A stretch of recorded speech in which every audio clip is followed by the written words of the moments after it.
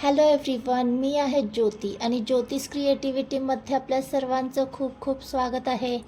तर बाहेर मिळणारा महागातला महाग फालुदा आपण घरच्या घरी आणि तोही घरच्या साहित्यामध्ये कसा तयार करायचा तीच रेसिपी आज पाहणार आहोत. तर त्यासाठी इथे मी घेतलेली आहे शेवई. तर आपण जी रेग्युलर खीरसाठी वापरतो तीच ही शेवई आहे. तर आता काय करायचं आहे, सगळ्यात अगोदर गॅसवर पॅन गरम करून घ्यायचा आहे आणि त्यामध्ये साधारण 1 चमचा इतकं तूप गरम करून घ्यायचं आहे.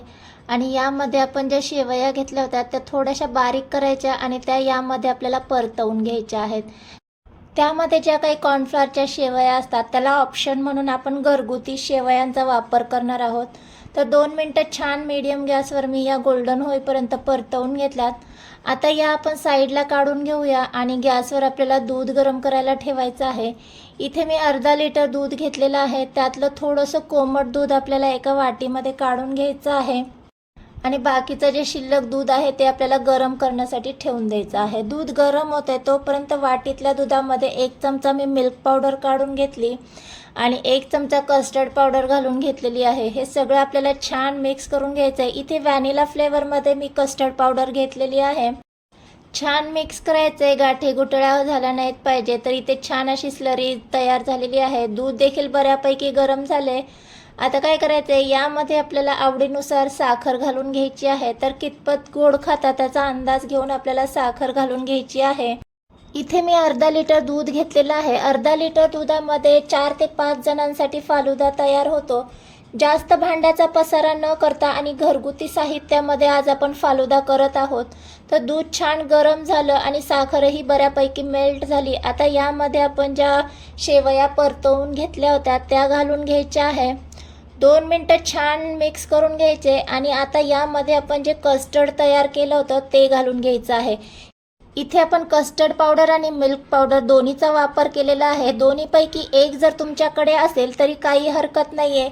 फक्त दुधाला छान थिकनेसपणा आणि क्रीमीपणा येण्यासाठी आपण याचा वापर केलेला आहे. छान मिक्स करायचे आणि यामध्ये मी व्हॅनिला इसेन्स घालून घेतलेला आहे. इसेन्सऐवजी तुम्ही वेलची पावडर घातली तरी काही हरकत नाही आहे. 2 ते 3 मिनटं आपल्याला छान असं शिजवून घ्यायचं आहे कस्टर्ड. तर इथे पाहू शकता छान असं थिक झालेलं आहे. आता आपण गॅस बंद करून घेऊया आणि हे आपल्याला पूर्णपणे थंड करून घ्यायचं आहे, कारण फालुदा आपल्याला थंडच सर्व करायचा आहे. फालुदा पूर्ण थंड झाल्याच्या नंतरच आपल्याला सर्विंग करायची आहे. तर सर्विंग करण्यासाठी मी 1 ग्लास घेतलेला आहे आणि माझ्याकडे इथे रोज सिरप होतं त्यामुळे मी रोज सिरपचा वापर करणार आहे. हा ऑप्शनल आहे, तुमच्याजवळ जर असेल तर घाला, नाही घातला तरी काही हरकत नाही आहे. फक्त डेकोरेट करण्यासाठी मी इथे रोज सिरपचा वापर केलेला आहे.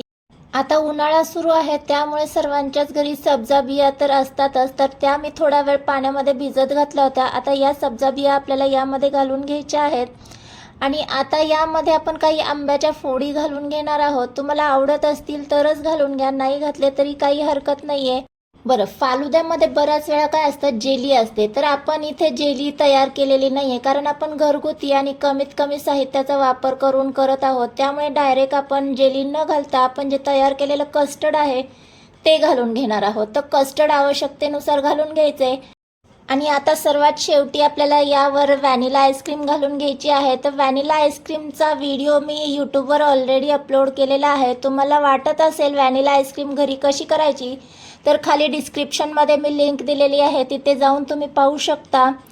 तुम्ही कधी फालुदा प्रीमिक्स पाहिला असेल तर त्या प्रीमिक्सने तयार होणारा फालुदा देखील याच पद्धतीचा असतो. फक्त आपण एक्स्ट्रा म्हणजे वेगळं असं सब्जा सीड्स भिजत घातलेलं होतं. प्रीमिक्समध्ये सब्जा सीड देखील ॲड असतं.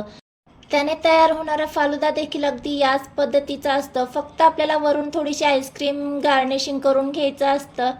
तर इथे तुमच्या लक्षात आलंच असेल, अगदी घरगुती साहित्यामध्ये आणि तेही कमीत कमी साहित्यामध्ये आपण बाहेर मिळतो त्यापेक्षाही बेस्ट असा फालुदा तयार केलेला आहे. तर याची थिकनेस तुम्ही पाहू शकता, अगदी क्रीमी टेक्स्चर आलेला आहे. तर इथे थोड्याशा आंब्याच्या फोडी आणि ड्रायनट्स घालून मी गार्निशिंग करून घेतलेलं आहे. तुमच्याजवळ जर व्हॅनिला आईस्क्रीम नसेल तर नाही घातलं तरी देखील हा फालुदा तितकाच बेस्ट लागणार आहे. तर आजचा फालुद्याचा व्हिडिओ तुम्हाला कसा वाटला? व्हिडिओ तुम्हाला थोडासा जरी आवडला असेल तर प्लीज व्हिडिओला लाईक आणि माझ्या चॅनलवर नवीन असाल तर चॅनलला मात्र नक्की सबस्क्राईब करा. भेटूया अशाच एका नवीन साध्या सोप्या रेसिपीसोबत. तोपर्यंत मस्त खा आणि स्वस्त रहा. बाय.